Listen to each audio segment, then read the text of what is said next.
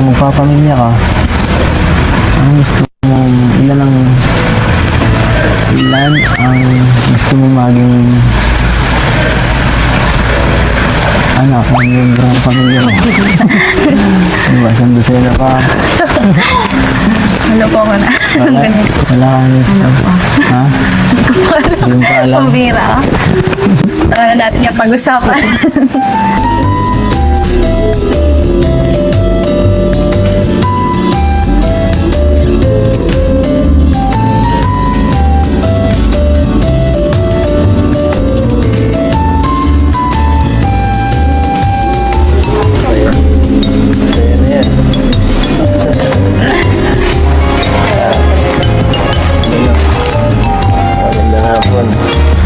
Maganda sa hapon. Fiancé. Gusto mo ba sa Eds?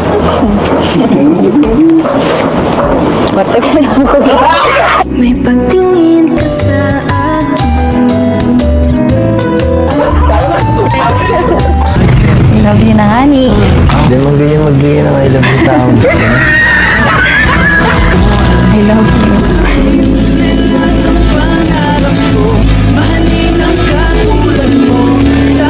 Insan Eds, mahal mo ba si Fiancé? Narito na po na tayo. Insan, ano ba talaga? Para, ano na, mahal mo ba tong si Fiancé nandito? Basta agad. Manap namin yan.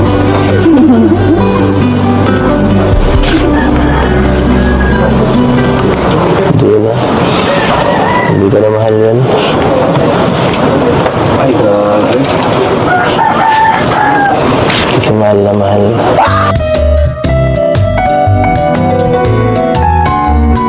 Oh, 1 to 10. Gaano mo kamahal si Baby Beyonce? Hindi na kailangan tanong.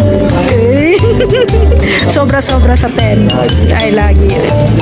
Pero sa natin, matulog ka na lang. Nakagood night na ako. Dapat pag nakarating na rin ako, huwag mo kalilimutan ang safety goals. Ano nakatingin dyan? Dun. Kaya mo yan, matatapos yan. Yung bang iniisip mo? Ha? Bakit kung saan ka nakatingin at Na-excite lang ako para bukas. Na-excite. na-excited ka? Oo. Ako,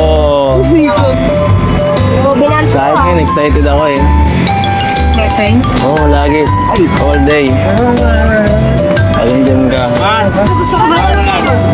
Bilis. Ay, ganda. Ang ganda. Nasa na sa'yo? Ayun, ito. Parang nakano lang, naka-deal lang. Akin yung isa. Para sigurado wala nang lumano. Hindi mabasa nila yan.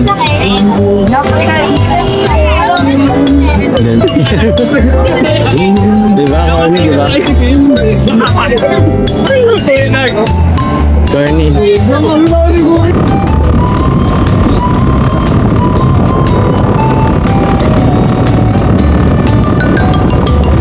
As the leaves change color, I dive into you. When summer's fading, there's nothing to do but bask in the glory of the winter sun. Maybe this is the season of love.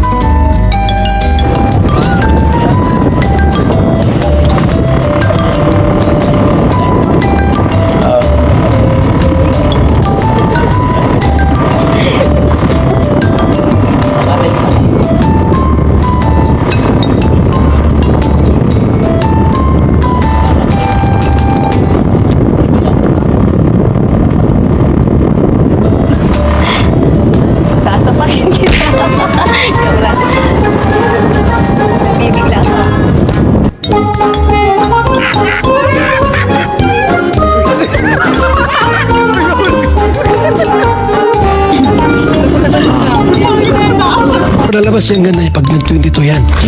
22, 23, 24 lalabas yung talagang ganda niyan. Sigurado yan. Nako. Eh, unahan na natin. Anakan mo na. Anakan mo na agad. Anakan mo na. Paspasan pala talaga to ah. Ay, paspasan. Ano paspasan?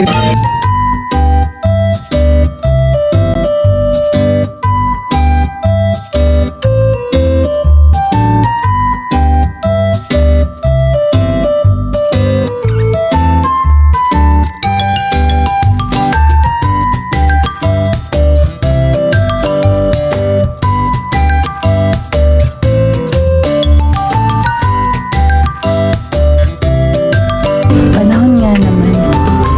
Sobrang napakabilis. Tanda ko pa noon, nag-unbox na ako ng kahon mula kay Kuya Rab.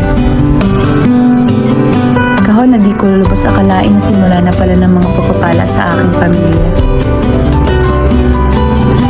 At noong araw na yon, kasama din ni Kuya Rab ang tao ngayon nasa tabi ko. Taong malaking naging parte sa pagbabago ng buhay ko. Kaya naman sa photoshoot na ito, hindi ko maiwasan ng magsulat. Magsulat ng mga nararamdaman ko. Dahil hindi naman ako vlogger or actor para sabihin ng lahat ng ito. Kaya hindi ko pinalampas ang pagkakataon na ito. Unang-una, kulang ang salitang pasasalamat para magantihan ko ang kabutihan ng pamilya Matubang. Kaya hindi ako magsasawang bigkasin ito sa bawat pagkakataon na pwede ko itong sabihin. Hindi ako magiging si Beyonce na nakikita niyo ngayon na may maayos na mga kasuotan, malaki at matibay na tahanan, masaya at busog na pamilya, may bawat sa aking pag-aaral, may apartment, marami pang iba. Nabubuhay ako ngayon sa dating pinapangarap ko lang. Pati mga magulang ko napalitan ng bawat luha tuloy na problema kami sa aming kakainin sa araw-araw. At hindi na rin ako nangungutang sa tindahan. Ngayon, kalawang taon ko na sa Kalingap. Pero sobrang dami na nang nangyari. May mga pagsubok man, pero mas nangibarubal ng biyaya ng ating Panginoon. Dagdag pa ang aking partner, kalab na si Kalingap Edu, na kailanman hindi ako pinabayaan.